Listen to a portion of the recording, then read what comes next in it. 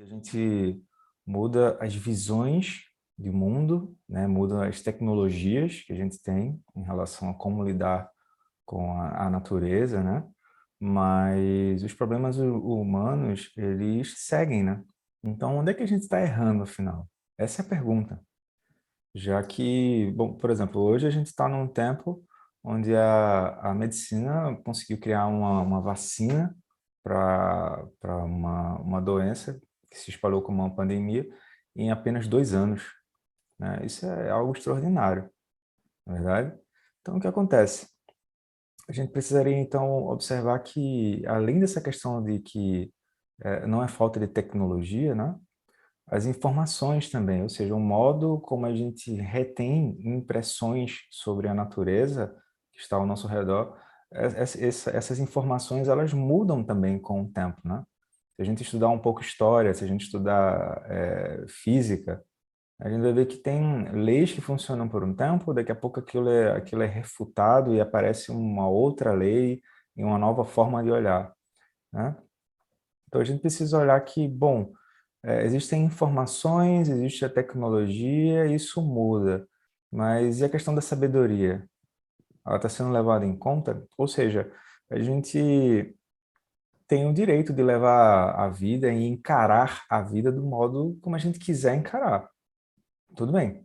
Desde que a gente comece a entender que quando a gente ignora a realidade, ou seja, quando a gente ignora a sabedoria que há por trás da realidade, né, isso traz consequências. Então, por exemplo, uma vida que é enraizada apenas por desejos e apegos é uma vida infeliz, né? Então, o que acontece? É possível, sim, lidar com tempos difíceis, porque, no mínimo, a impermanência vai passar. A impermanência vai mostrar que aquele tempo difícil, ele oscila com o tempo. Tem hora que são tempos melhores, tempos de ouro, e tem horas que não, né? Então, o ponto principal talvez não é conselhos para tempos difíceis, porque no fundo a gente sabe o que fazer, mas o ponto principal seria como construir um mundo melhor, né? Porque é muito comovente, é como se a gente tivesse sonolento, né, embriagado de tanto desejo e apego, que precisa vir a realidade e nos puxar o tapete para ver se a gente acorda.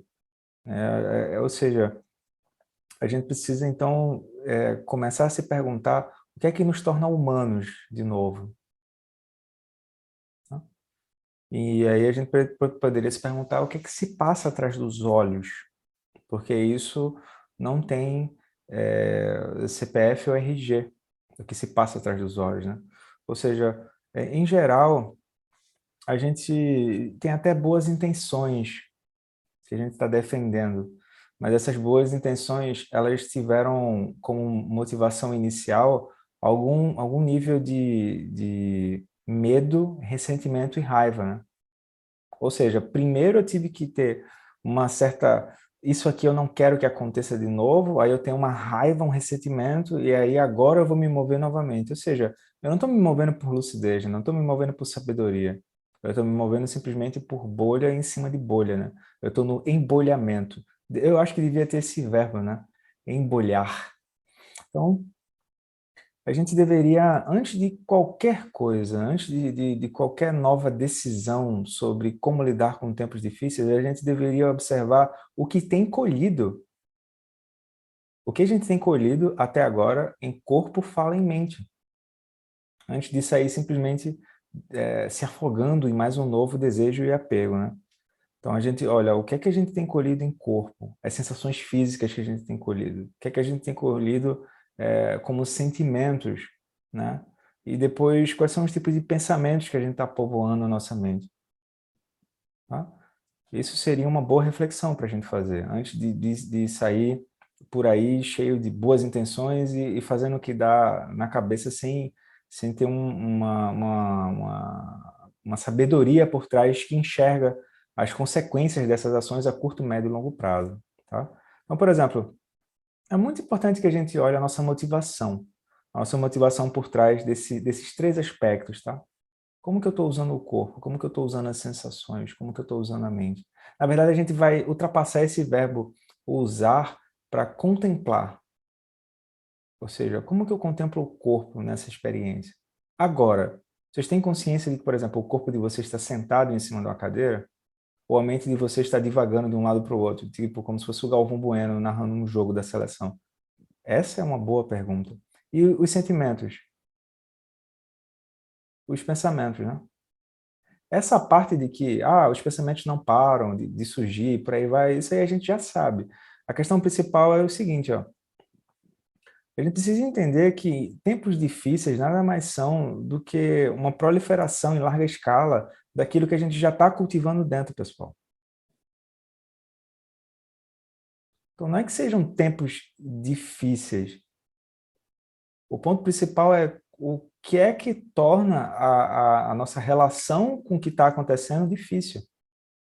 Por exemplo, um desejo pode surgir, mas o ponto principal é me fixar a esse desejo. Isso traz consequências em mente, sensações e sentimentos, né? Sensações físicas e o sentimento. Então, o que acontece?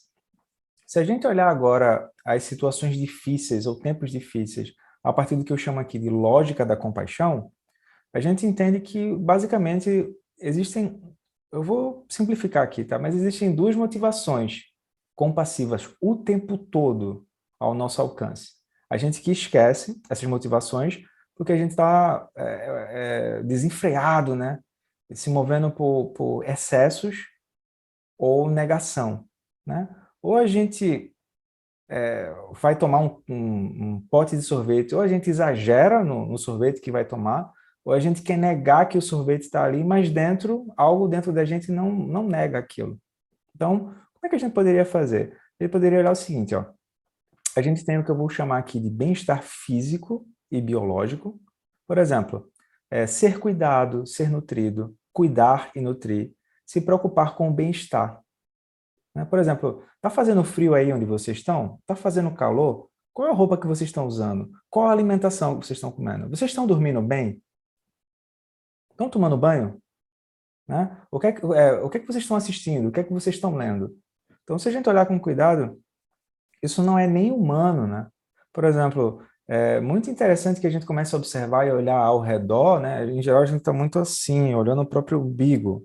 A gente está ali olhando para o celular, né? Mas na verdade a gente queria estar mesmo olhando para o nosso umbigo, né? Vamos mandar a real, assim. A gente olha ao redor e a gente vê, por exemplo, como é que uma mamãe passarinho, ela cria um ninho para os filhotes que vão vir. Ou como que uma mamãe, uma cadela mamãe, ela vai lá e ela tenta dar um melhor conforto para a cria que virá.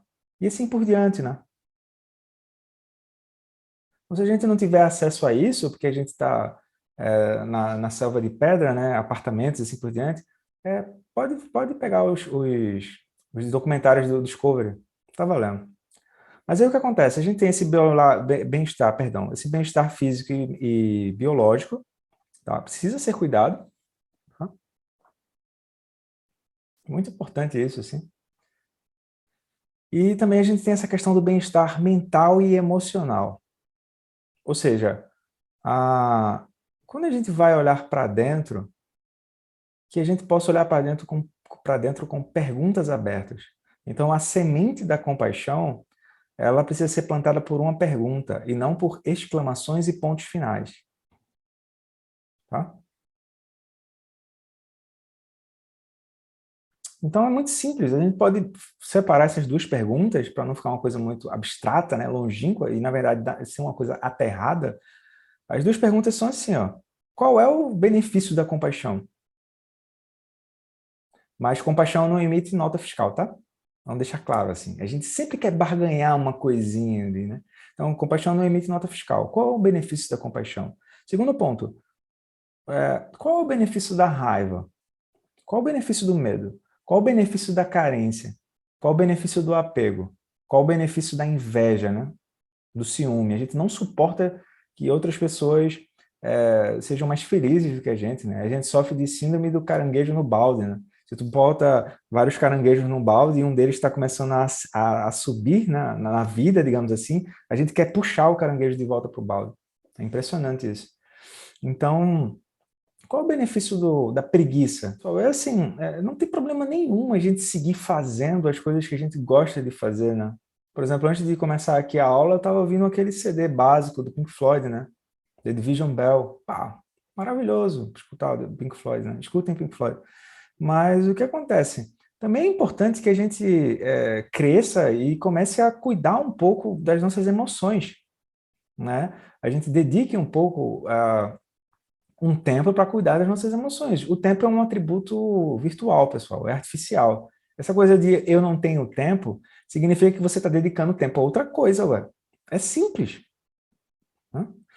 Então, o ponto principal é que, geralmente, quando uma emoção surge, a gente não tem maturidade emocional, a gente não tem autonomia, a gente não tem emancipação emocional para poder dizer o que é a emoção como a emoção e o que é que somos nós diante dessa emoção. Né? Porque uma emoção surge, o ponto principal é como eu reajo a essa emoção. Então, vamos lá. Vamos voltar para o ponto inicial, né? A questão é como lidar com tempos difíceis. É aí, ó. Vamos olhar. O que torna um tempo difícil? A história está aí para mostrar, pô. Não é que existe. Não é assim, o nosso tempo é o mais difícil. Simplesmente são ciclos de ascensão e queda de tecnologias, informações, né? E ambições humanas, né? Prepotências humanas, né? A sensação de onipotência.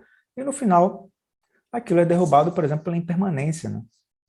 No mínimo, a impermanência é uma verdade, ou seja, é uma sabedoria que transcende as informações que a gente compartilha como se fossem verdades absolutas.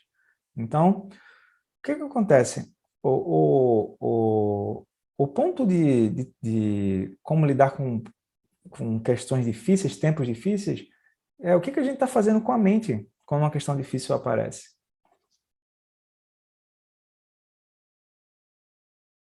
Então, a própria mente, quando a gente está, a atenção mental que a gente tem, atenção, com C cedilha, tá? A atenção mental que a gente tem, ela define aquilo que a gente está alcançando nesse momento. Então, por exemplo, o que é melhor, uma mente agitada ou uma mente calma? Por um bom senso, é a mente calma, né? O que é melhor, um olhar expansivo, que está sempre carente, faminto, né? Tacanho, sempre em busca de coisas e com medo de perder coisas, né? Hoje em dia está até mais fácil, porque imagina, sei lá, na Idade Média, um rei morre, aí tu tinha que botar a riqueza dele dentro do caixão, né? Hoje não, hoje tu põe o cartão do Nubank dentro e vai junto.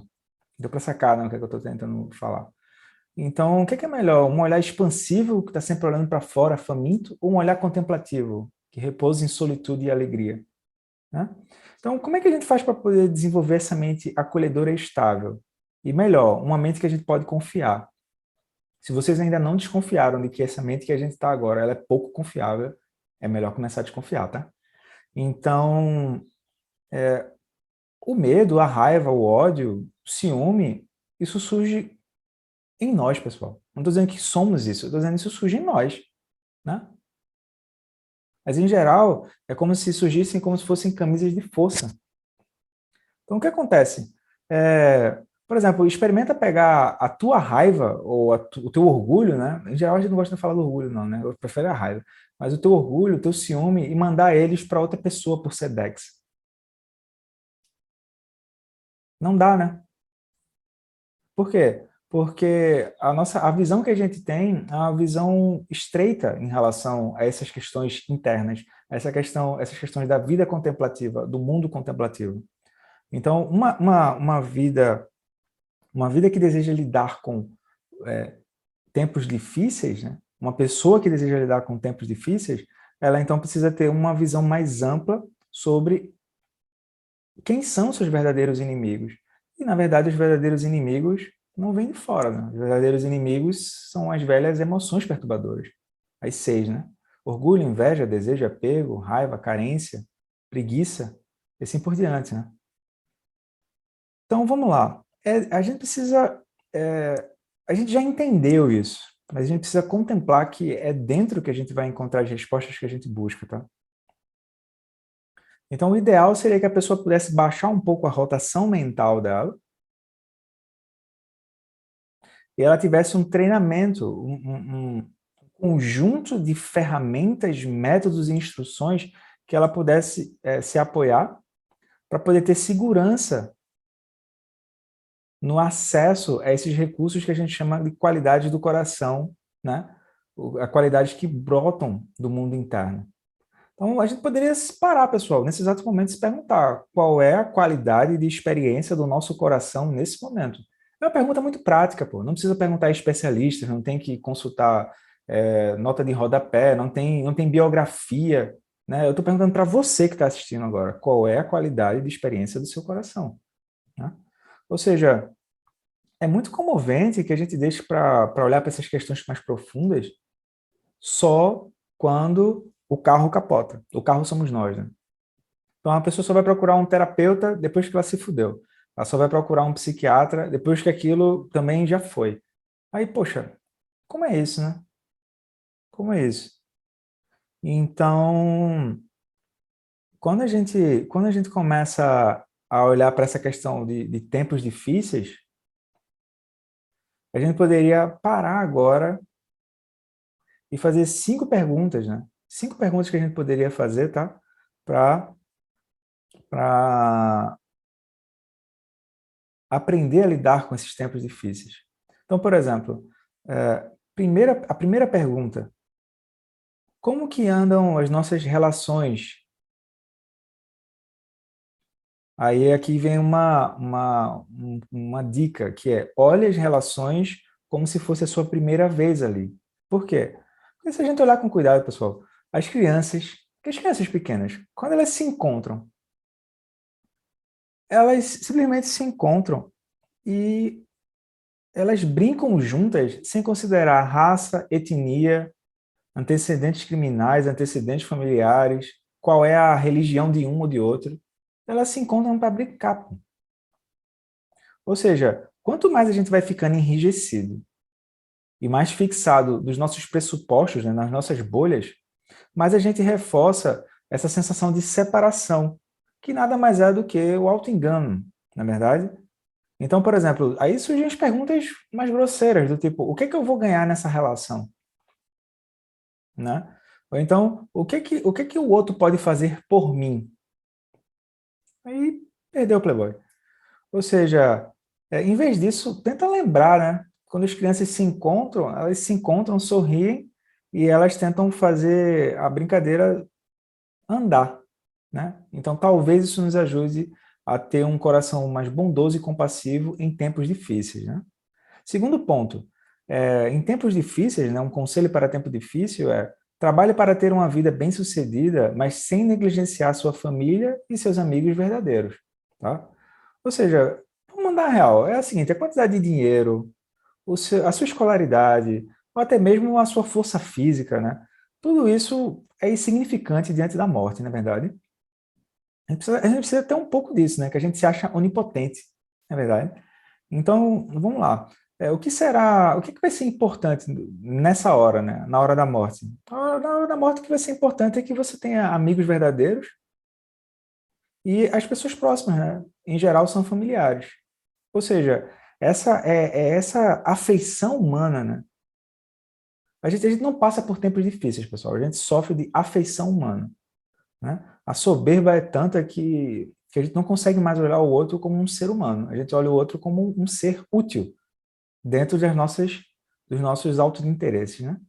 Ou seja, é a dimensão de cuidado, de se sentir próximo, né? de se sentir servil, né? Aquele que serve, que vai tornar uma vida de fato bem-sucedida, né? Tá?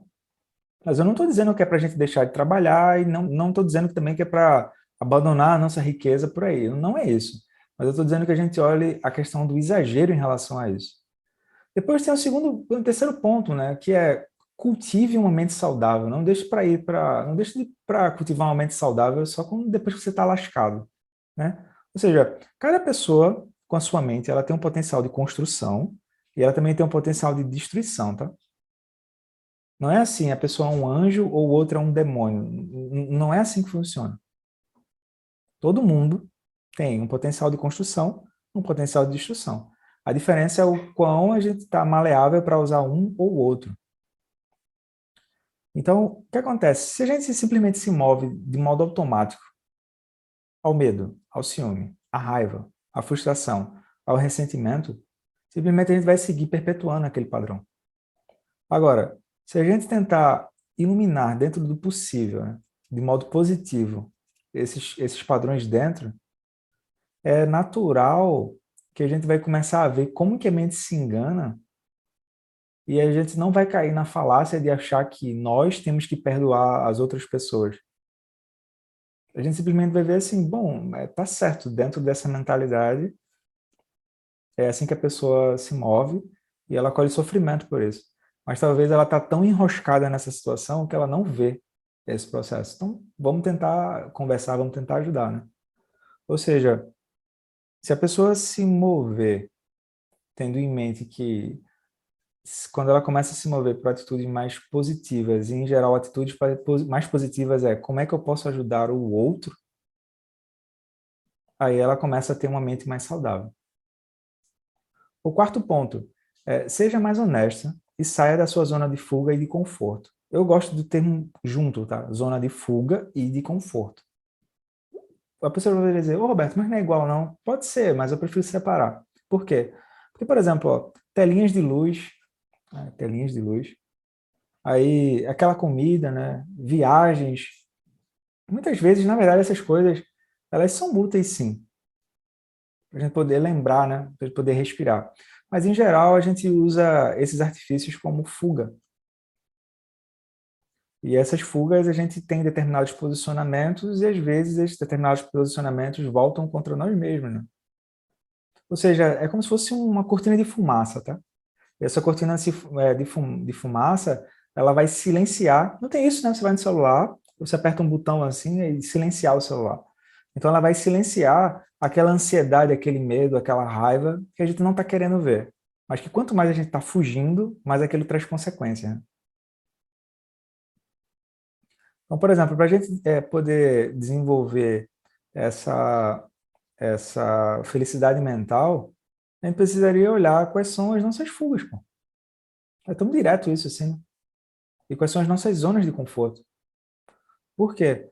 Porque se a gente quiser desenvolver felicidade mental, de fato, se a gente quiser andar de um modo mais altruísta, né, a gente precisa ter um forte senso de uma identidade, de um eu que seja útil, que seja necessário. Não é útil no sentido de, tipo, RH de uma empresa, mas é necessário, é tipo, chega no lugar e como é que eu posso ajudar? E não um eu que chega nos lugares apontando os dedos e eu quero que seja assim, eu quero que seja assado e por aí vai, né? Ou seja, o ponto principal é como que a gente pode ajudar as pessoas a elas poderem voltar a reconhecer dentro de si esses valores positivos. Quando tu começa a fazer isso, é natural que tu também reconheça em tu. É isso, tá? Segundo, faça o que for... E por último, perdão, por último, quinto passo, faça o que for preciso. Faça o que precisa ser feito, né? E exercite sua inteligência para ajudar os outros. Então, a gente sempre sabe o que precisa fazer para... A gente sempre sabe o que precisa ser feito, mas, em geral, como aquilo é autocentrado, a gente não faz. É simples. Pô. Então, televisão, rádio, jornais, né? Tudo isso tornou a informação mais acessível. Você vai aqui no YouTube, né? Quer estudar, você quer saber uma notícia, tá tudo lá. Então, o que acontece? Até mesmo mídias sociais, né? Ajudam a promover alguns tipos de relacionamentos. Por exemplo, hoje você vê entrevistas e rodas de conversa que há um tempo atrás talvez isso acontecesse no Roda Viva da TV Cultura. Só que é o seguinte, ó, cada uma dessas ferramentas que a gente falou aqui, cada uma delas é uma faca de dois gumes, né? Por exemplo, a pessoa pode passar o dia inteiro na frente de um computador da televisão e ela não exercitou nada, ela não contemplou nada. Ela está só fazendo aquele item que a gente falou, que ela está numa zona de fuga, uma zona de conforto, na verdade. Então, o que acontece? O ponto não é negar de fazer essas coisas, mas é que a gente possa tomar cada situação que aparecer como um exercício de capacidade mental. Ou seja, simplesmente a gente pode começar a observar, bom, mas espera aí, será que eu realmente não tenho tempo para sentar e pensar um pouco sobre como está a minha vida? Será que eu não posso, será que realmente eu não tenho tempo para ler um livro, ou para me informar, ou para fazer alguma coisa que vai ser benéfica? Será que realmente eu não tenho tempo para conversar com as pessoas e assim por diante? E por fim, o que acontece? Essa questão de tempos difíceis, né? Ela também diz respeito à questão que a gente busca em algum nível paz. Então, o Dalai Lama vai dizer: a paz baseada na paz interior e na compaixão é a melhor paz. Portanto, acho que nosso objetivo deve ser fazer todos os esforços em todos os níveis para termos um mundo compassivo. Então, um mundo pacífico surge automaticamente. E nós podemos fazer isso. Então é isso, pessoal. Isso é o eu queria trazer aqui para a conversa de hoje. Eu espero que vocês fiquem bem e até a próxima. Tchau, tchau.